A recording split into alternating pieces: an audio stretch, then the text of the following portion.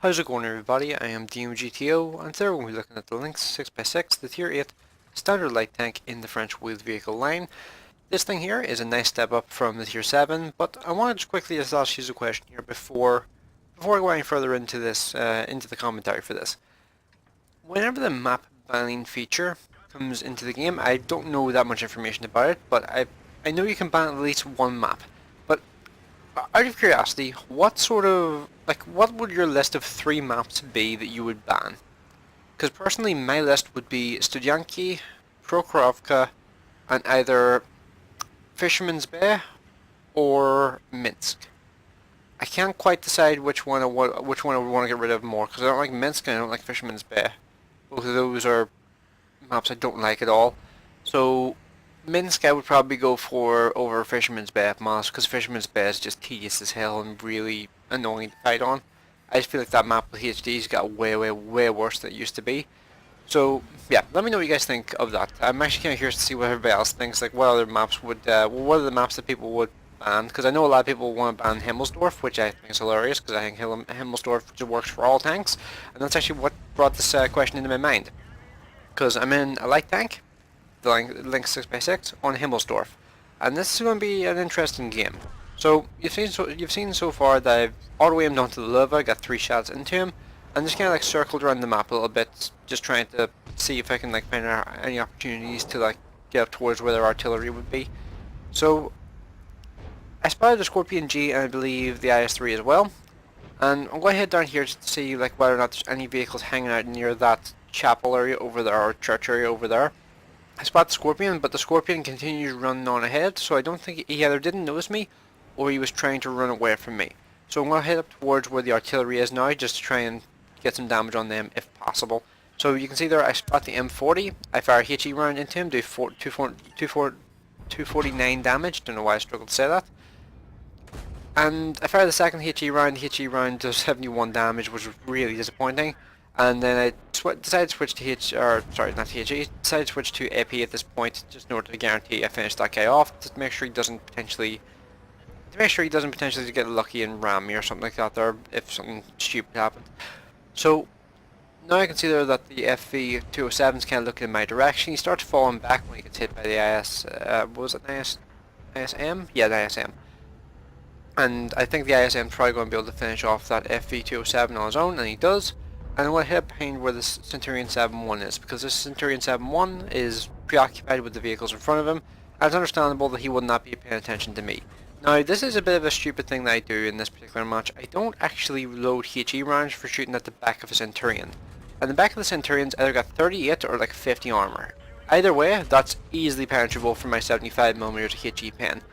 Don't know why I didn't think of it, it just didn't occur to me. It's very easy to forget about, because it's such a rare thing to really have on vehicles just in general, just like these incredible HE rounds.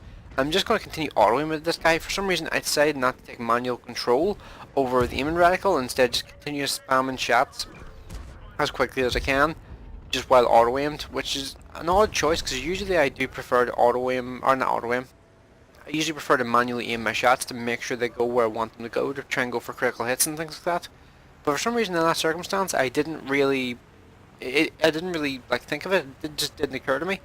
But it ended up working out pretty well for me there, because I actually managed to hit the tracks on that Jagdtiger, and I managed to hit the tracks on the Centurion to help out the Jagdtiger, which meant I actually got a bunch of assistance damage from that there, as well as a bit of extra damage myself.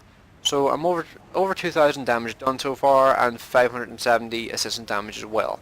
So now let's head over towards the cap circle, because there's one vehicle sitting in the cap circle. My bet is on the IS-3, and it is the IS-3. Scorpion G has headed over towards the artillery, and the artillery is killed by the Scorpion G. So Scorpion G is not really much of a threat. He has so little health. So I actually switched into the the traverse mode there, and started just like juking back and forth in front of the IS-3, trying to throw off his aim. And it actually ended up working. So he actually didn't do damage to me with the first shot he fired.